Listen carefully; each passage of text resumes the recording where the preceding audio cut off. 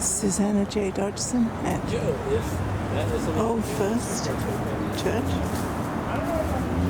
with this wonderful slogan, Love First, the Love First Church. It's the 3rd of December. We're already 6 days into Advent. When I first came here 3 or 4 years ago, they had a creche with a live cow and donkey and sheep, and it was exactly where I'm pointing the camera now. It was lovely, but they got the animals from a local farm, and they were very well behaved until they weren't. The last year they had it, the cow escaped and ran down 4th Street, which is right in front of us. And then when they caught her, and she came back, I guess she came out this door. This is Race Street here. New building in front of us. That wasn't there 2 years ago. So, but anyway, I'm talking about the cow. Here we are. This is the church. Old First Reformed Church. Black Lives Matter. Okay. So here in front of you, this blue structure is the Walt Whitman Bridge, which leads directly from Philadelphia to Camden, New Jersey. I've walked over the bridge a number of times. So the cow managed to find her way, to the entrance, which I guess wasn't that hard. Just down this street and left a little, and was running towards New Jersey. So that was the end of the creche. You can see Race Street is a busy street. It's also, some of these buildings are historical. The first fire people, the first police people. Leaves on this tree have not all fallen yet. I'm not sure what sort of a tree it is, but I'll find out. Being thankful is the key. What's interesting about this church is that it seems like spring comes early and winter comes late. They actually still have blooming roses here, which is astonishing. I haven't seen that anywhere else. So I'm walking around the church. See the sign here?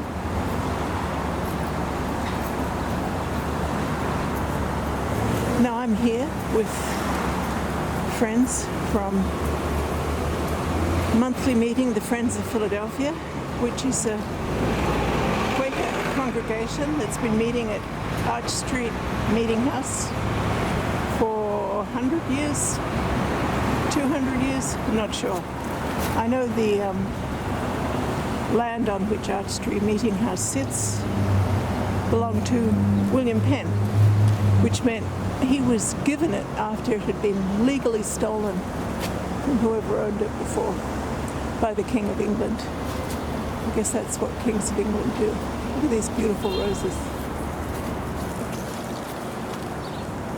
So what we're here for is we come here to help prepare an evening meal for shelter guests. And this church, in the Methodist tradition,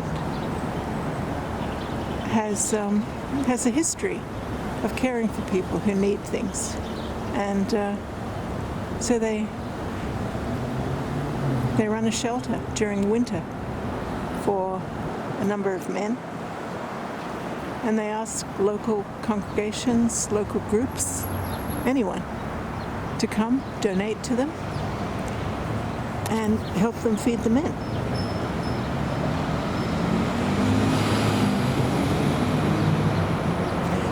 I'm asking for anyone who thinks this is a good idea and would like to support them to please do it. They tell me the the main cost of running the shelter is heat and water and plumbing. Now what's interesting is that building, the brick building next to this is the sanctuary and the parish hall right here. And this building here is the parish house administrative offices. They run this organisation on a shoestring. There's a lot of good people in the suburbs of Philadelphia who help them. We know there's a problem with the tax structure. We know there's all kinds of problems that could be solved, but the fact is, though, at the moment people are hungry and people need a place to stay. And this is what they're doing. They are supplying an acute answer to an acute need. They're also very interested in long-term need too. There are efforts underway and were before the pandemic to move the historic part of this building you can see in front 30 feet into what is a parking lot over there.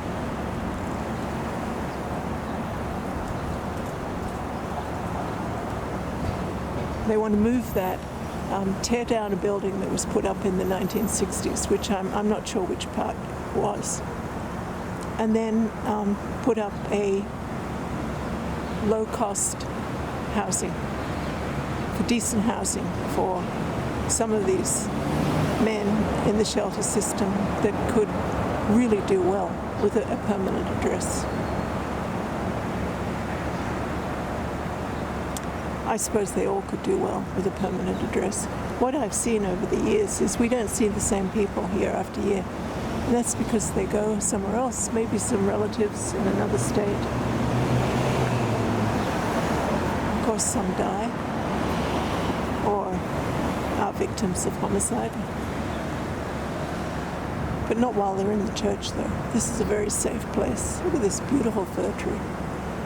I have been spending a great deal of time looking at the sky lately because I'm trying to draw it, trying to understand if I can tell the difference between sky that's close and sky that's far away. That sounds like an absurd thing. Sky is obviously far away, but some sky is closer than other sky, and some clouds are closer than other clouds. But the cloud formation today is absolutely gorgeous. Look at that against the fir tree. So I went to Reading Terminal Market and I bought a whole lot of greens. This whole backpack is full of vegetables that I'm going to make into a green dish. Others are bringing gingerbread cookies, which is marvelous. Sourdough bread. I was shown a picture of the sourdough dough as it was proving. Salad, cookies, all sorts of wonderful things. It's the Quakers from the monthly meeting at the Friends of Philadelphia have really stepped in to help, and as they have. I came to this program after it had been started by others 3 or 4 years ago, and some of them have moved on, and some of them are still around. Isn't this beautiful? Oh my. Boy, do I get distracted easily. So, I'm going to go in there, 4 o'clock, and start cooking.